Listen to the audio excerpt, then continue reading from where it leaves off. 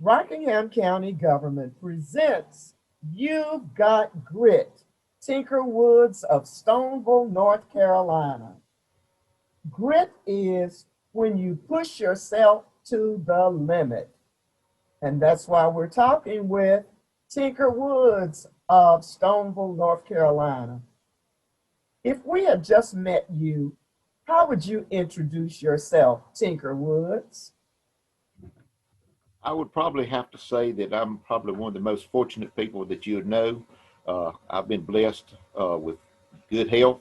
As you know, I got to retire from the county. I've got to spend the rest of my life, I hope, on the last 50 years coming up in August with my girlfriend, the one that I married in August. Lord willing to let us live that long. It'll be 50 years in August. And my family, I'm very proud of my family. I've got one boy, one girl. They've got two kids each, and I have been very, very blessed. All right, congratulations on your 50 years together with your bride. Thank you. Let's go back a few years and ask you to describe your younger days growing up. Well, I was the younger of three boys in the family. As you know, right now, a lot of things different from what it was when we grew up years and years ago. Uh, I basically lived in between Eden and Reesville. I went to Whitworth Elementary School till I was in the seventh grade. Then I transferred there and went to Madison Median where I graduated. Growing up, with uh, pretty much different, like I said, from today. Uh, we had to do our chores and stuff, still go to school and come home and do our chores and stuff. And then we helped during the summer, helped our neighbors and our relatives in the backers and so forth and worked. Uh, I remember I had as a young kid, I ran a little old fruit stand out in front of our house, sold mostly watermelons and tomatoes and so forth.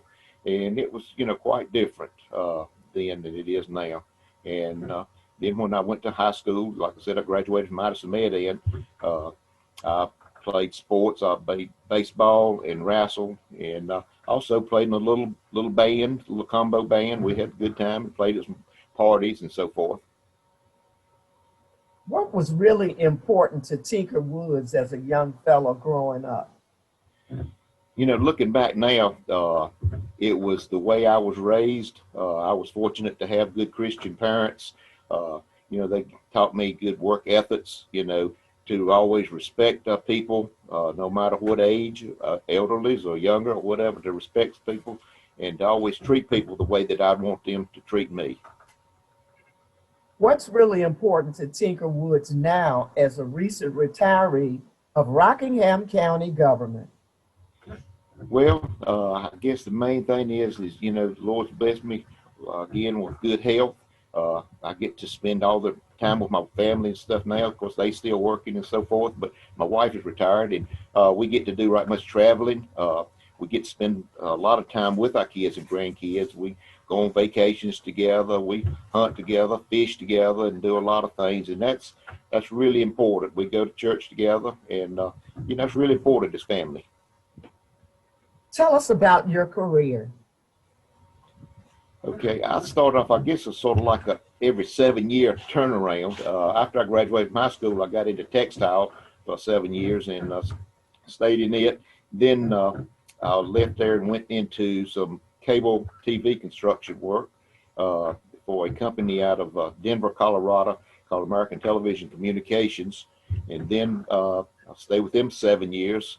And then I said, well, if I'm going to be doing this, I may as well do it on my own. So actually, I started a little construction company, and we grew and grew, and got to be rather successful. But we was having to travel all the way from Maine to Guantanamo Bay, Cuba, doing jobs and military bases and so forth. And there was a lot of travel involved in that. So actually, I was fortunate enough to get a job with the county in the planning and inspections department as a planner.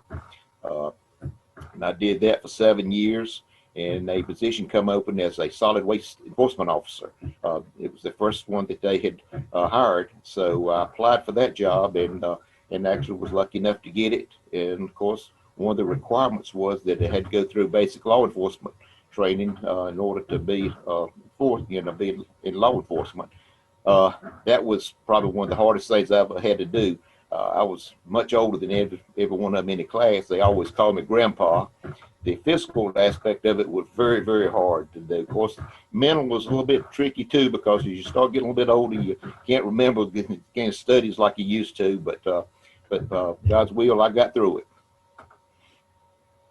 So you really spent a lot of time working to help to keep Rockingham County clean and green, and you were an advocate for making sure that we took care of the litter and the dumping and the old trailers. You wrote grants to help to get all of that cleaned up and straightened out.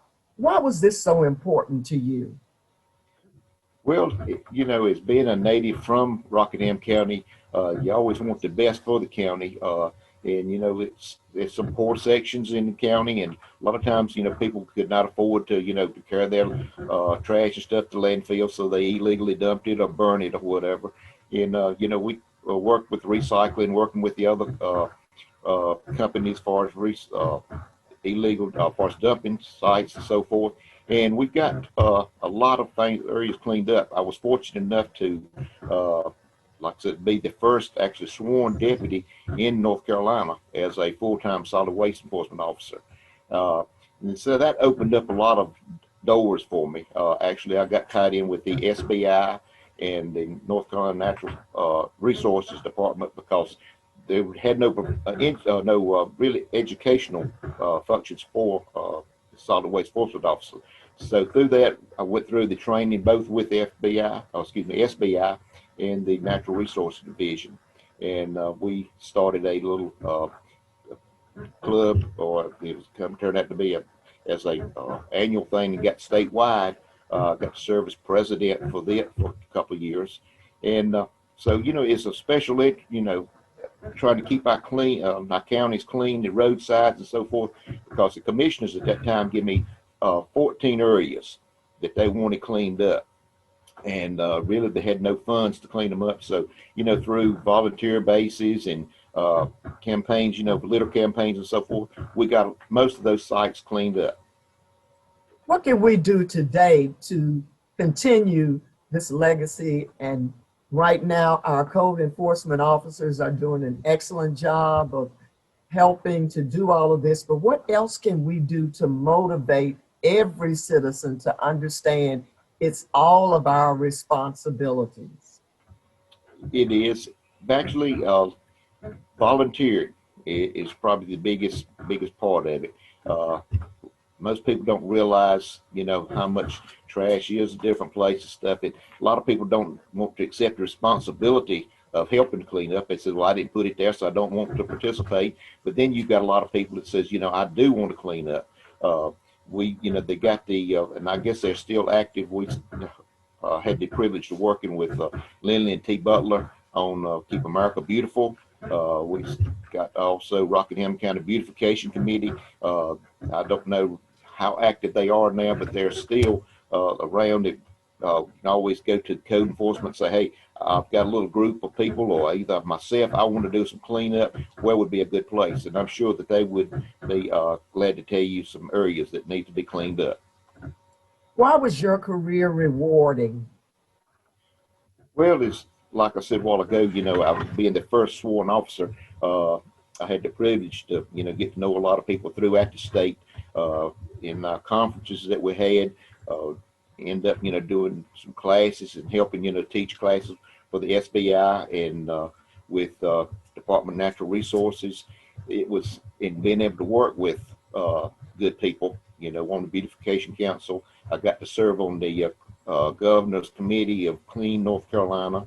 There was a lot of, privileges that, that I got to do there, and being able to see a difference in the county, getting areas cleaned up, so forth. It meant a whole lot. We wrote some grants, got some money in to be able to get rid of one particular place. I know we hauled, I think it was 30 some loads of refrigerators and stoves off at one area between Eden and Reedsville on the road that had been known as a duck pile. And there's some nice residential homes right close to there. So we've got that place cleaned up, and there's other places. I think about all the 14 areas that the commissioners gives originally got cleaned up, plus several other areas. What type of advice would you like to give to adults as far as getting people more involved in the community? There again, I have to say volunteering. There is so many areas, that can volunteer in, especially for the litter stuff. There's trash everywhere that needs to be picked up. You riding up and down the state roads, you can see. And I've got a relative that works for the DOT, and they can get one place cleaned up and go back within just a day or two later, and it's solid waste everywhere all over again. So it's a lose situation for them. And actually, as far as funding, they don't have a lot of money in their budget to fund clean up these areas. So they rely on a lot of the individuals, homeowners in the areas, and communities to help out to clean up these areas. And if you see somebody littering, report them to code enforcement or sheriff's department. If you see something, say something. That's right. You see it, say it. Yes, yes. Did you ever think Stoneville would be growing at the pace that it's growing today? Well, I don't. It's continued at pretty much the same pace. It really hasn't grown a whole lot, which is a good thing. Stone has a lot going for them there. As far as the highways, they got railroads coming through here.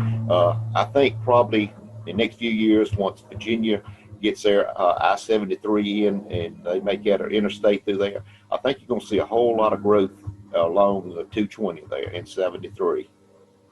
So are you enjoying your new house and everything? I do. Really enjoying it. Like I said, I'm sitting out here on the porch today talking to you, and like I said, moved from a 3,000 square foot to a 740 square foot house, and we love it. Just a little old cabin off close to the river. It's about a mile off the road. We enjoying it and just enjoying life and living the dream. Living the dream. So this is my last question. Why do you love Stoneville, North Carolina? Well, I'll have to say it's sort of like what my pastor says about the church. He said the church is the people. It's the people in Stoneville who makes it what it is. There's some great people that lives in Stoneville.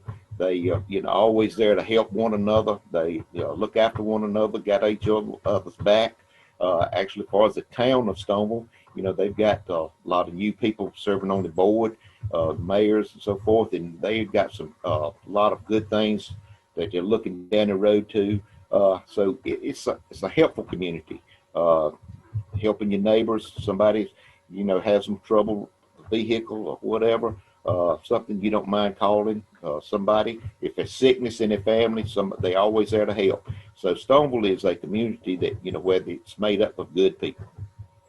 Stoneville, a community made up of good people, including Tinker Woods and his beautiful wife. Thank you so much. Thank you. Thank you. Yes, you've got grit. Tinker Woods of Stoneville, North Carolina. We bet those of you watching this show probably can think of someone else you describe by saying, you've got grit. If you can, why not email a paragraph describing this person who you think Spectrum 1304 and Rockingham County government should interview for You've Got Grit.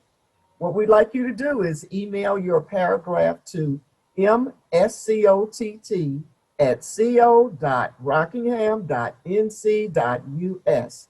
That's mscott@co.rockingham.nc.us. You've got grit. Thanks, and join us next time.